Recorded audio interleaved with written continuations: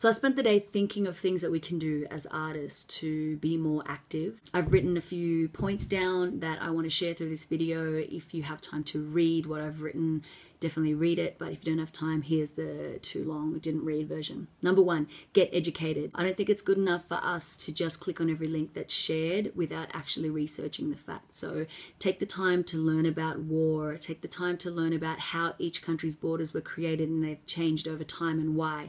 Go to rallies, talks and forums. Find out why Australia sends troops to fight wars in other countries. Get some cold hard statistics instead of just using public opinion to form your own opinion. Number two, use your government. Don't let the government use you. Government is made up of actual people who are supposed to work for us.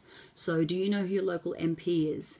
Have you ever worked with a local council? Build relationships with these governing bodies and lobby them when you don't agree with something that's happening. Write letters, emails, make phone calls, demand to talk to someone. Number three, use your platform. As an artist, if you have a sphere of influence, if you have people coming to watch you, then you have a platform to speak about these issues. If we're going to go on these singing competitions like The Voice and X Factor, then we should use those platforms to speak on these important issues.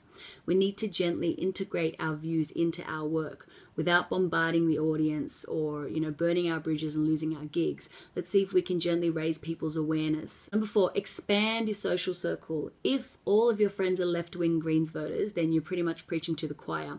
Aside from the occasional juicy Facebook comment battle of opinions, article sharing is relatively ineffective if all your friends think the same way that you do. Talk to people on public transport. Engage in gentle, non-confrontational discussion about political issues.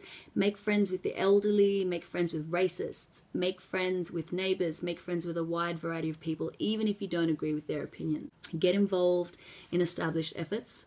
There are many organizations and groups who are already doing things and they need resources. So how about connecting with the Asylum Resource Centre, running free workshops? Migrant resource centres are brutally underfunded at the moment. They often rely on the help of volunteers. So be a volunteer, teach English or share the skills that you have. Number six, we need more unions and collectives. We know from history that no single individual ever changed things without assembling a union, movement, organisation or party. We need to educate Australia on the value of art by creating valuable art together. And we can't let government funding cuts to art stop us dead in our tracks. A controversial one here, but needs to be said, stop taking government benefits. Why? Because you become reluctant to criticise or take a hard stance against the government if we're still dependent on them financially. Now, we all have skills and talents, and if we just have a little bit of planning and training, we can actually run our businesses effectively without relying on government funding.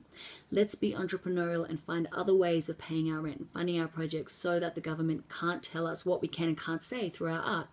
If you are going to receive benefits, then why not make money on top of that and actually put those benefits to good use? If you don't agree with the way the government uses your taxes to fund military bombing countries like Syria, then I say take the money and donate it. Value yourself and value your contribution to humanity. That's all I have to say for tonight. Thanks, guys. Bye.